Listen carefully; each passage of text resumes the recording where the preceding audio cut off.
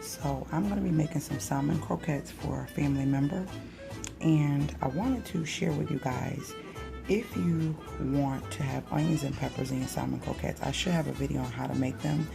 And you don't want your onions and peppers to be crunchy inside the salmon croquette. You want them to be soft. So this is my tip on what to do. So I'm going to chop these up and show you. So we got some oil, which is the pot we're going to fry the salmon in. And we're going to saute these until they get soft. You can if you want to, but you don't have to season these because they're going to go into the patties. But this is going to give you a nice soft vegetable inside your salmon croquettes. And if I have to put different vegetables like this, like I even do this when I make my meatless tacos. Check out my cooking playlist for those. But yeah, so basically you just cook these until they get soft, and then I'll show you what to do. Now these are perfect, so I'm going to take them out. The great thing about this is this is the same pan I'm going to fry the salmon croquettes in, so I'm going to put my little bit of oil in here. So now that onion and pepper flavor will be all around the crust of the salmon croquette. Now I'm going to add my seasoning, cornmeal, and all the goodies. Everything is inside. I started to mix. I said, oh, I got to show them. Everything is inside. Look at that. Looks so good. Let's patty them up. Now to 1 can of salmon, you should be able to get 6 nice sized patties. And that should feed about 4 people. Because some people might want 1, some people might want 2, but about 6.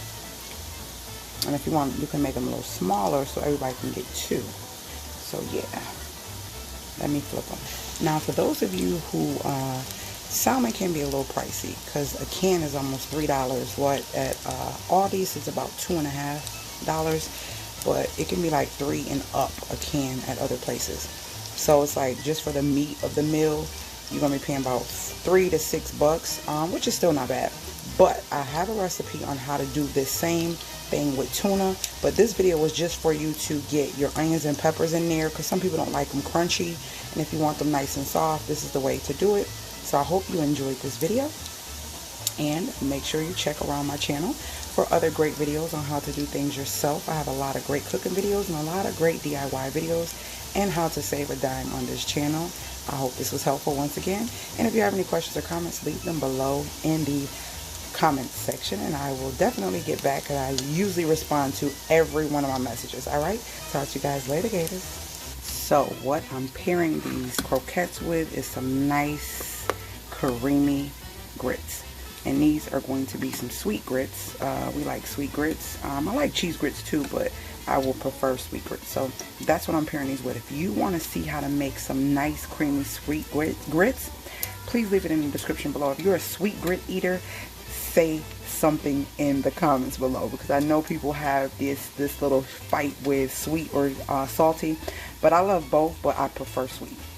If you want to know how I make mine, and I do not add the sugar at the end, I'm going to show you a trick that will make your mouth water if you love sweet grits. Alright, talk to you guys later.